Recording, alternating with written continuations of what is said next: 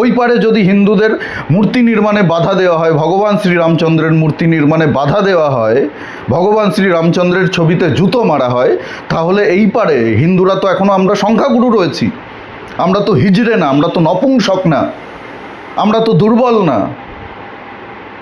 আমাদের বাপ ঠাকুরদারা লড়াই করেছিল এদের বিরুদ্ধে। আমাদের বাপ ঠাকুরদারা তলোয়ারের ভয়ে বা কোনো কিছুর প্রলোভনে পড়ে কনভার্ট হয়নি, ইসলাম ধর্ম গ্রহণ করেনি, মাথা নত করেনি।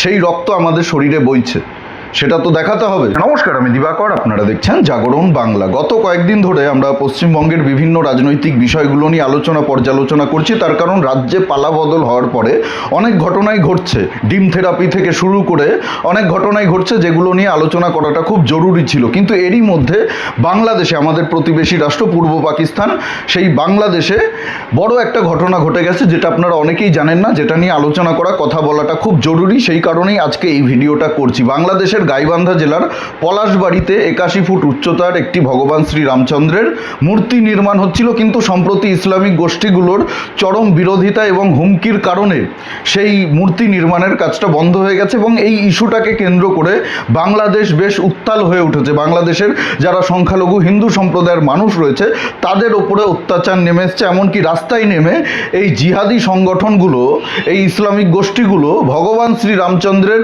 ছবিতে জুতো দিয়ে মেরেছে। ভাবুন তাহলে। আপনারা জানেন কি অনেকেই যে পশ্চিমবঙ্গে যে বাবরি মসজিদ তৈরি করছে হুমায়ুন কবির, সেই বাবরি মসজিদ নির্মাণের পেছনে বাংলাদেশের এই জিহাদি জামাতি গোষ্ঠীগুলোর একটা বড় ফান্ডিং রয়েছে, আর্থিক সমর্থন রয়েছে। তারা কোটি কোটি টাকা বাংলাদেশ থেকে ফান্ডিং করেছে বাবরি মসজিদ তৈরি করার জন্য। তাহলে এইবার ভেবে দেখুন, বাংলাদেশিদের টাকায়, বাংলাদেশি মুসলিমদের টাকায়, তাদের অর্থে যদি আমাদের রাজ্যে, আমাদের দেশে বাবরি মসজিদ তৈরি করা হয়, তাহলে কেন ভগবান শ্রীরামচন্দ্রের মূর্তি তৈরি হবে না বাংলাদেশে? তাহলে তো আমাদেরও উচিত এই বাবরি মসজিদ হতে না দেওয়া। বাবরি মসজিদ হবে না পশ্চিমবঙ্গে। এই ইস্যুটাকে কেন্দ্র করে আগামী 21 তারিখে রবিবার বনগাঁর বাটার মোড়ে একটি বিক্ষোভ সমাবেশের আয়োজন করা হয়েছে। আপনাদের সকলকে অনুরোধ করব, যারা হিন্দু রয়েছেন, রাজনৈতিক দল দেখবেন না। আপনি কোন রাজনৈতিক দলকে সমর্থন করেন, কোন রাজনৈতিক দলের নীতি আদর্শকে সমর্থন করেন, কোন রাজনৈতিক দলের আপনি কর্মী সমর্থক, সেগুলো না দেখে হিন্দু স্বার্থে, বাংলাদেশি হিন্দুদের জন্য, বাংলাদেশি হিন্দুদের স্বার্থে, এবং আমাদেরও স্বার্থ রয়েছে এখানে। এটা শুধু বাংলাদেশি হিন্দুদের স্বার্থ নয়, এটা আমাদেরও স্বার্থ। তার কারণ গোটা বিশ্বে যত হিন্দু রয়েছে প্রত্যেকের স্বার্থই আমাদের স্বার্থ। ভারতবর্ষ হচ্ছে হিন্দুদের হোমল্যান্ড। তাই কোথাও যদি হিন্দুদের সাথে অন্যায় হয়, হিন্দু দেবদেবীদের সাথে অন্যায় হয়, তাহলে তার বিরুদ্ধে গর্জে ওঠা আমাদের নৈতিক কর্তব্য হিন্দু হিসাবে। আপনারা দেখুন, মুসলিমরাও তাই করে। কোথায় ইরাকে কি হচ্ছে, কোথায় ইরানে কি হচ্ছে, কোথায় প্যালেস্তাইনে কি হচ্ছে, সেই নিয়ে গোটা বিশ্বের মুসলমানরা আন্দোলন করছে, প্রতিবাদ করছে, লড়াই করছে, রাস্তায় নামছে। আয়াতুল্লাহ খামেনির কথা আপনাদের নিশ্চয়ই মনে আছে, ইরানের সর্বোচ্চ নেতা। তাকে যখন আমেরিকা এবং ইসরায়েল হত্যা করলো, তারপরে দেখেছেন আমাদের পশ্চিমবঙ্গ থেকে শুরু করে ভারতবর্ষের বিভিন্ন প্রান্তে যেখানে মুসলিমরা রয়েছে, তারা রাস্তায় নেমে বিক্ষোভ দেখিয়েছে। প্যালেস্তাইনের জন্য তারা রাস্তায় নেমে কলকাতার রাজপথ দখল করে। তাহলে আমরা কেন আমাদের হিন্দুদের স্বার্থে রাস্তায় নামবো না?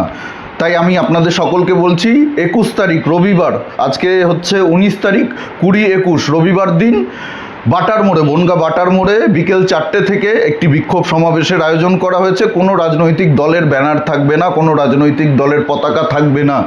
শুধুমাত্র যে ইস্যু হয়েছে, বাংলাদেশে যে ঘটনা ঘটেছে, সেই ঘটনাকে কেন্দ্র করে এই বিক্ষোভ মিছিলের আয়োজন করা হয়েছে। আপনারা সকলে আসুন, আমাদের এই বিক্ষোভ সমাবেশটা সফল করুন। আপনাদের সকলকে হাত জোর করে অনুরোধ করছি। সরকার যেটা করার সেটা তো সরকার করবে, ভারত সরকারের যেটা করার সেটা ভারত সরকার করবে। আপনারা হয়তো অনেকেই জানেন না, বাংলাদেশের প্রধানমন্ত্রীর সিনিয়র উপদেষ্টা, তাকে দিল্লি বিমানবন্দরে 2.5 ঘন্টা আটকে রাখা হয়েছিল। সরকারি কর্মকর্তাদের সঙ্গে, আমলাদের সাথে দেখা করতে দেওয়া হয়নি, নেতাদের সঙ্গে তাকে দেখা করতে দেওয়া হয়নি, তাকে ফেরত পাঠিয়ে দেওয়া হয়েছে। পরিষ্কার বার্তা দিয়েছে ভারত সরকার কোনো রকম আপোষ করবে না, কঠোর বার্তা দিয়েছে। বাংলাদেশের সরকার, নবনির্বাচিত সরকার যদি এই পরিস্থিতি সামলাতে না পারে, তাহলে ভারত সরকার বাংলাদেশের সঙ্গে কোনোভাবেই কোনো রকম নেগোসিয়েশন করবে না, কোনো রকম আলোচনা করবে না, কোনো রকম আলোচনা করার জায়গা নেই। এই বার্তা কিন্তু বাংলাদেশকে দিয়ে দিয়েছে ভারত সরকার। কিন্তু আমাদের যেটা নৈতিক কর্তব্য, সেটা আমাদেরকে করতে হবে। সব কিছু সরকার করবে কেন? আমরা সরকারের দিকে তাকিয়ে থাকবো কেন? এই লড়াইটা তো আমাদের, হিন্দুদের লড়াই। এই লড়াইটা আমাদের লড়তে হবে। ভগবান শ্রীরামচন্দ্র কি আমাদের দেবতা না? নরেন্দ্র মোদীর দেবতা, অমিত শাহর দেবতা? নরেন্দ্র মোদী, অমিত শাহ ভগবান শ্রীরামচন্দ্রকে একা দেবতা রূপে পুজো করেন, আমরা করি না? আমরা জয় শ্রীরাম বলি না? তাহলে আমরা যারা জয় শ্রীরাম বলছি, সত্যি সত্যি আমরা যদি ভগবান শ্রীরামচন্দ্রকে শ্রদ্ধা করি, ভগবান শ্রীরামচন্দ্রকে আদর্শ মনে করি, তাহলে তার জন্য, তার ছবিতে যদি জুতো মারা হয়, তার জন্য আমাদের তো রাস্তায় নামা উচিত। সরকারের কাজ যেটা সেটা সরকার করবে, মোদিজির যেটা কাজ সেটা মোদিজি করবে, অমিত শাহজির যেটা কাজ ডিপ্লোম্যাটিকভাবে তারা সেটা করছেন, তারা সেটা করবেন। আমাদের কাজ তো আমাদেরকে করতে হবে, আমাদের বার্তা আমাদেরকে দিতে হবে। এতদিন ধরে এই রাজ্যে বাংলাদেশের জামাত জিহাদিদের পছন্দের সরকার ছিল, তাদের ভালোবাসার সমর্থনের সরকার ছিল, তৃণমূলের সরকার। সেই সরকারটা তো এখন নেই। এখন ভয়ের তো কোনো কারণ নেই। এখন যদি আপনি জয় শ্রীরাম বলতে পারেন, গলায় একটা গেরুয়া উত্তরীয় পরে, কপালে একটা টিকা দিয়ে জয় শ্রীরাম বলতে পারেন, তাহলে ভগবান শ্রীরামচন্দ্রের জন্য কেন পথে নামবেন না? সত্যি সত্যি কি ভগবান শ্রীরামচন্দ্রকে আপনারা ভালোবাসেন, ভক্তি করেন ভগবান শ্রীরামচন্দ্রকে, নাকি শুধু বিজেপি হওয়ার ধান্দা? গলায় একটা গেরুয়া উত্তরীয় পরে, কপালে টিকা দিয়ে জয় শ্রীরাম বললেই বিজেপি হওয়া যায়, সেই ধান্দা নিয়ে আপনারা জয় শ্রীরাম বলছেন? সেটা তো প্রমাণ করতে হবে, রাস্তায় নামতে হবে। আমাদের ভগবান শ্রীরামচন্দ্রকে অপমান করা হলে, তার ছবিতে জুতো মারা হলে, তার মূর্তি নির্মাণে বাধা দেওয়া হলে আমরা তো হাতে চুরি পরে বসে থাকবো না। তাহলে আমরা কেমন রাম ভক্ত? তাহলে আমরা কেমন জয় শ্রীরাম বলি? আদৌ মন থেকে বলি কিনা সেটা নিয়েই তো প্রশ্ন উঠবে। তাই যারা রাম ভক্ত, যারা প্রকৃত হিন্দু, যারা নিজেদেরকে হিন্দু মনে করেন, যাদের রক্তে ভেজাল নেই, যাদের ডিএনএতে কোনো ভেজাল নেই, তারা রাস্তায় নামুন। আমি আপনাদেরকে অনুরোধ করছি না, তার কারণ এটা অনুরোধ করার মতো বিষয় নয়। আপনাদেরকে নিজে থেকে এগিয়ে আসতে হবে। আমার যেমন ভগবান শ্রীরামচন্দ্র, আপনাদেরও তেমন ভগবান শ্রীরামচন্দ্র।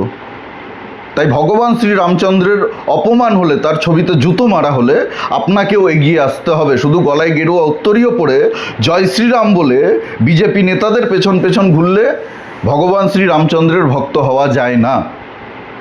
রাস্তায় নামুন, আসুন আমাদের সঙ্গে। আমার কাজ ছিল সূচনাটা দেওয়ার, আপনাদেরকে জানানোর। আমি আপনাদেরকে জানালাম, এবার আপনাদেরকেই এগিয়ে আসতে হবে, নিজের উদ্যোগে এগিয়ে আসতে হবে। আশেপাশের আরও কয়েকজনকে নিয়ে আসুন, পরিবারের সদস্যদেরকে নিয়ে আসুন। বাংলাদেশকে দেখিয়ে দিতে হবে যে হিন্দুরা এখন ঘুম থেকে উঠেছে। ওই পারে যদি হিন্দুদের মূর্তি নির্মাণে বাধা দেওয়া হয়, ভগবান শ্রীরামচন্দ্রের মূর্তি নির্মাণে বাধা দেওয়া হয়, ভগবান শ্রীরামচন্দ্রের ছবিতে জুতো মারা হয়, তাহলে এই পারে হিন্দুরা তো এখনও আমরা সংখ্যাগুরু রয়েছি। আমরা তো হিজড়ে না, আমরা তো নপুংসক না, আমরা তো দুর্বল না। আমাদের বাপ ঠাকুরদারা লড়াই করেছিল এদের বিরুদ্ধে, সেই কারণেই আমরা এখনও হিন্দু, আমরা নিজেদেরকে হিন্দু বলতে পারি। আমাদের বাপ ঠাকুরদারা তলোয়ারের ভয়ে বা কোনো কিছুর প্রলোভনে পড়ে কনভার্ট হয়নি, ইসলাম ধর্ম গ্রহণ করেনি, মাথা নত করেনি। সেই রক্ত আমাদের শরীরে বইছে, সেটা তো দেখাতে হবে। তাই সবাই আসুন। 21 তারিখ রবিবার, আরও একবার বলছি, ভালো করে শুনে নিন। 21 তারিখ রবিবার, বনগাঁ বাটার মোড়, বিকেল 4টের সময় সবাই আসবেন, অবশ্যই আসবেন। পরিচিত যারা রয়েছে, বন্ধুরা রয়েছে, বান্ধবীরা রয়েছে, আত্মীয় স্বজন রয়েছে, সবাইকে বলুন, নিজের উদ্যোগে বলুন। এটা আমার কোনো ব্যক্তিগত স্বার্থের লড়াই না, এটা কোনো রাজনৈতিক দলের ব্যক্তিগত স্বার্থের লড়াই না, এটা আমার আপনার সকলের স্বার্থ জড়িয়ে রয়েছে। হিন্দু স্বার্থের লড়াই এটা। হিন্দু হিন্দু ভাই ভাই, কথাই নয় কাজে চাই, এটা তো আমরা স্লোগান দিই, এটা তো আমাদের স্লোগান। শুধুই কি স্লোগান, নাকি সত্যি সত্যি আমরা হিন্দু হিন্দু ভাই ভাই মনে করি? বাংলাদেশের হিন্দুরাও তো আমাদের ভাই। তো এই বিষয়টা নিয়ে অবশ্যই পথে নামতে হবে, পথে নামার সময় এসছে। আপনাদের সকলকে আহ্বান জানাচ্ছি, আপনাদের সকলকে আমি সূচনা দিয়ে দিলাম। ওই যে বললাম, অনুরোধ করছি না, অনুরোধ করার মতো বিষয় এটা না। আপনাদেরকে নিজেদের উদ্যোগে আসতে হবে।